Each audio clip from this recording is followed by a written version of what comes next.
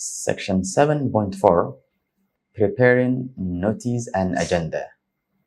These are practical sections.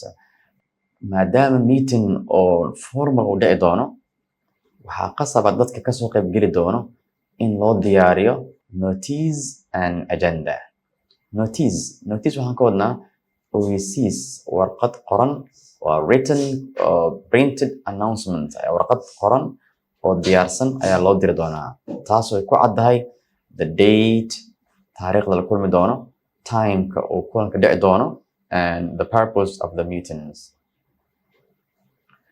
iyo sababta kulankaasi loo qabanayo everything waa meesha ku cadda. Okay, it's sent out in advance. Inta badan ogeysiiskaas waxaa loo diraa in advance si horumaris ah hordhac ayaa loo sameeyaa. Tusaale ahaan kulan ayaan waxaan rabnaa inaan qabanno bisha 10keeda 5 beri ka hor 3 beri ka hor 2 beri ka hor oo inaa u dirtaa oo dhahdaa kulankaas ayaa noo dhici doono wuxuuna ka dhici doonaa hotel X saacadda markay tahay 8 am waxaan uga hadli doonaa qodobadaas 1 2 3 4. That's it. Agenda marka maxay tahay? Agenda is the list of topics kala raba in laga hadlo ayaa waxaa loo yaqaanaa agenda. Haddii qof uu ku dhaho berito shir ayaa jiro waxaa dhihi kartaa shirka berito jiro agendihiisa maxaa waaye topicska looga hadli doono muxuu noqonayaa markaa. So very important waa agenda inuu leeyahay markaa. haddii kale shirkaas wuxuu iska noqonayaa shir oo hay'ad iska ah. Okay, so the agenda is the list of topics and items to be discussed during the meeting arranged in order of importance. waan sii sheegaysaa qodobkaas ayaa jiro kan ayaa ka muhiimsan kan ayaa jiri doono and so on. It acts like a roadmap camal waaye shaqada maanta markaan tagno waa lasii sheegayaa waxaa noo khudbayn doono Mr. The President sidaana jiri doonto waa nala soo xiri doonaa la sheegi doonaa markaas. Okay, to keep the meeting organized and focused. haddii aadan qodobadas uusan lahayn shirku wuxuu noqon doonaa hay'ad ayuu noqon doonaa markaas. So markaas waxaa qasab ah in la diyaariyo agenda iyo notice sida caadiga xildhibaanada kale badanaa public iska ah. xildhibaanada markay kulan leeyihiin hal maalin ka hor ayaa waxaa loo sii diraa agendaha maadaama ayaga isla yaqaanaan goobta iyo waqtiga. waxaa la doonaa tomorrow shirkiyaa dhici doono qodobada looga sheekeyn doono wuxuu noqon doonaa looga doodi doono qodobadaas 1 2 3. agendaha iyo notice-ka marka la diraayo waxaa qasab ah in ay lahaadaan qodobadan. Objectives of the meeting maxaa meetingka looga sheekeyn doonaa. Topicska waxaa fiican sida ay u kala muhiimsan yihiin in loo kala hormariyo.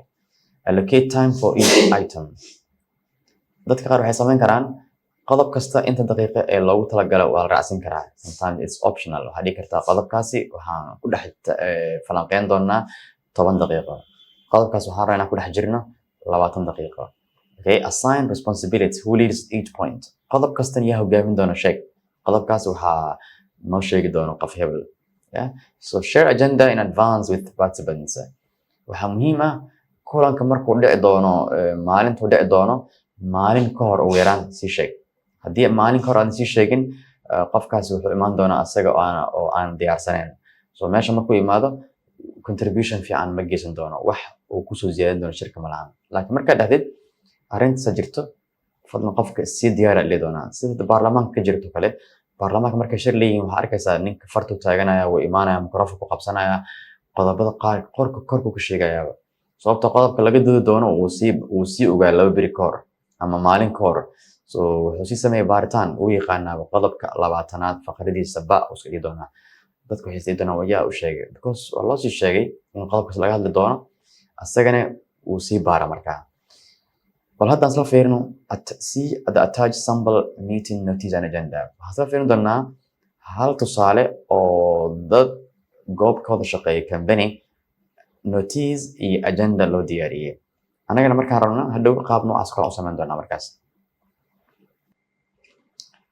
Okay, bal aan isla fiirino marka sambalka meeting notice and agenda.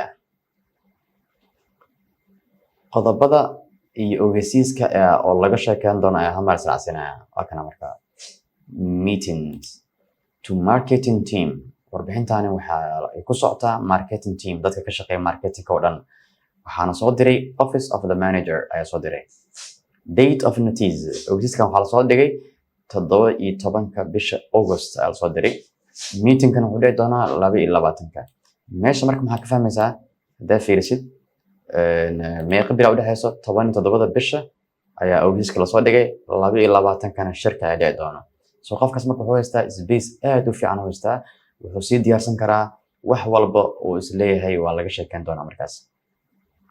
waqtiga 10 am markay tahay ilaa iyo 11 am 1 hour meeting ajiro wuxuuna ka dhacayaa the venue the place meesha ka dhici doona xagee waaye waa conference room B like ayaga isla yaqaano kuna ku dhex yaala company dhexdiisa the purpose waa kana discuss marketing updates waxaan laga sheekaysto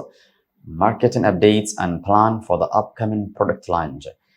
alaab cusub iyo product cusub ayay rabaa inay launching ku sameeyaan inay xarig ka jiraan ee suuq geeyaan marka alaabtaas ayaa waxaa laga sheekaysanayaa qorshaheeda iyo sida in loo market gareeyo price-ka meelaha la geyn lahaa iyo habaas kale notice yara jira marka you are kindly requested to attend a meeting of the marketing team waxaa laga codsanayaa si sharaf leh in aad kulankaas kusoo qayb gashid on 22nd of August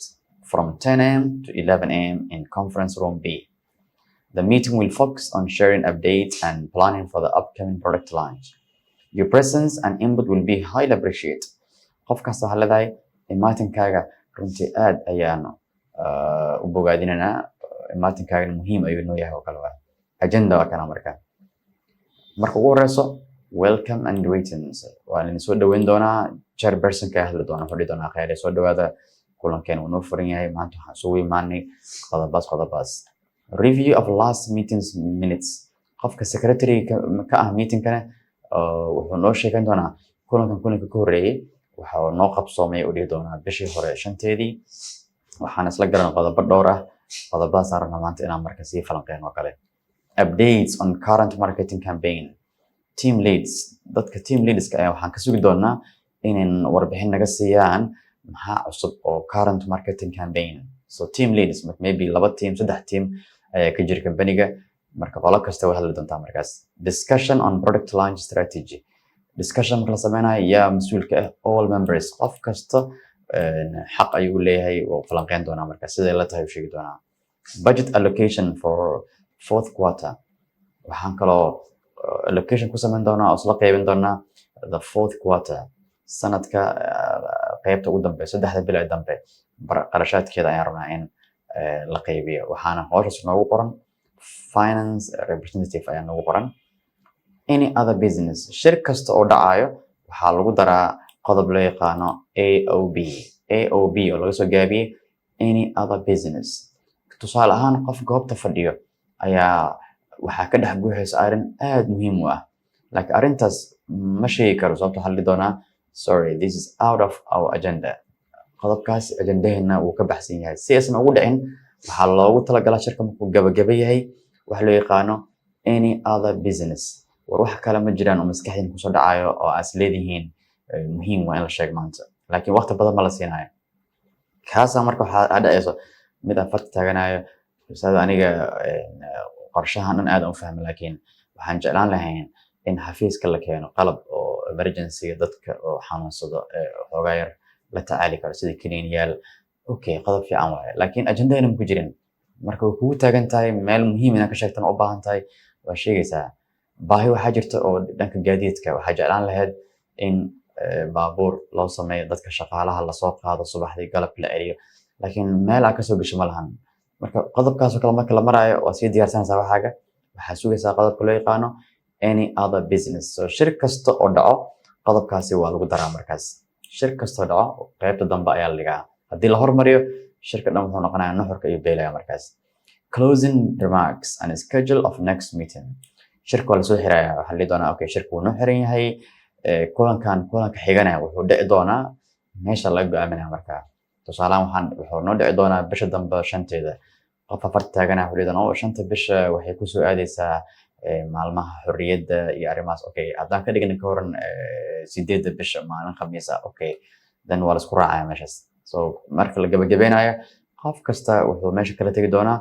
kulanka xigo iyo xilliga u dhici doono ayadoo isla yaqaano qodobkaanna waa qodob mar walba lagu soo gabagabeeyo labadan